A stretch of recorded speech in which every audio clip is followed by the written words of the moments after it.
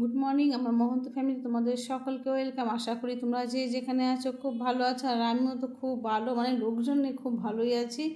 আর এই যে অনেকগুলো কাপ, লোকজনও তো অনেকগুলো রয়েছে না, সকাল সকাল সব গল্প গুজব যা যা কিছু হয় মনে করো। তো এই তো এখানে এখন বাজে 12টার মতন, তো ভাই বউ রেডি হয়ে গেছে, আমি এদিকে কি রান্নাবাড়ি হচ্ছে, কারণ আজ মামা ভাত রয়েছে তার জন্যই। আর সবাই এখন এই বাড়িতে এসে আড্ডা হচ্ছে, আর মামা ভাতের সব জোগাড় হচ্ছে। এখানে সাজিয়ে টাজিয়ে দেবে। এখন আজকে ওই আমাদের রিহু আজকে মাছ মাংস দুটোই খাবো, দেখি কেমন হাসে না কাঁদে। পায়েস খেতে তো খুবই ভালোবাসে, বোঝাই গেল।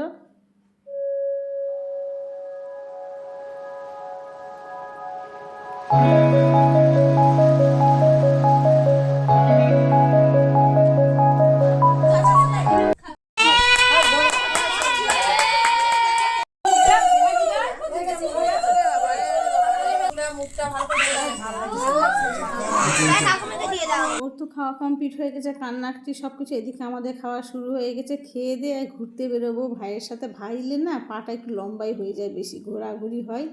তো এদিকে আমরা পুরো পরিবার শুদ্ধ, আর শুধু দীপক ছাড়াই সবাই মিলে বেরিয়ে পড়লাম। এই যে একটা দিদির বাড়ি, আর এটা গ্রামে দেখো, মানে বাড়ির সামনেই পুকুর। আর এই যে ছাগল, এগুলো দেখে তো আমার ভাইয়ের মেয়ে একদম ব্যস্ত হয়ে গেছে নিচে নামার জন্য।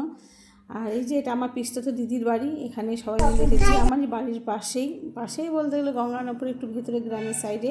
আর ওখান থেকে সে কাপড় জামা কিনে এখন হবে গিফট ওপেন। তো কে কী গিফট পেয়েছে সব দেখাশোনা। চলো এই ভিডিওটি এ পর্যন্তই, আবার নতুন ব্লগ নিয়ে আসবো, ততক্ষণের জন্য বাই।